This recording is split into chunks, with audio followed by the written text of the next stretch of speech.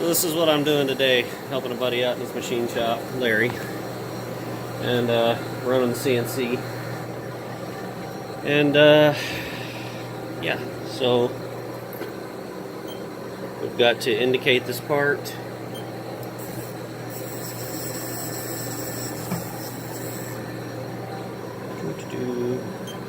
Next, we're going to move it back out of the way because I don't want to break the indicator off.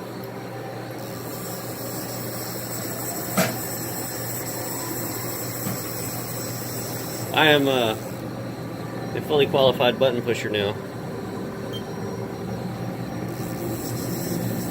I'm not a machinist, I do not claim to be, but I can do what I'm told.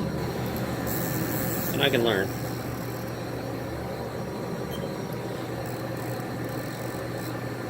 Actually, I went a little too far with the Y-axis. Alright, cool. So now we're going to shut the doors.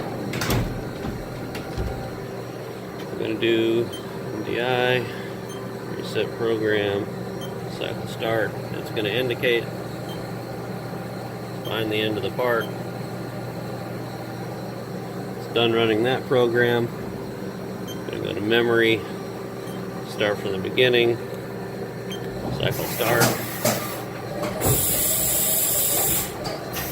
Just thought I'd show you guys this because, like, you know, playing with a CNC machine isn't something most people get to do, if at all, you know, very often. So this process takes anywhere from 10 to 16 minutes. The last cycle ran 10 minutes. I don't know why it says it ran 16, but we're just taking this and making some pull tabs that you can weld on.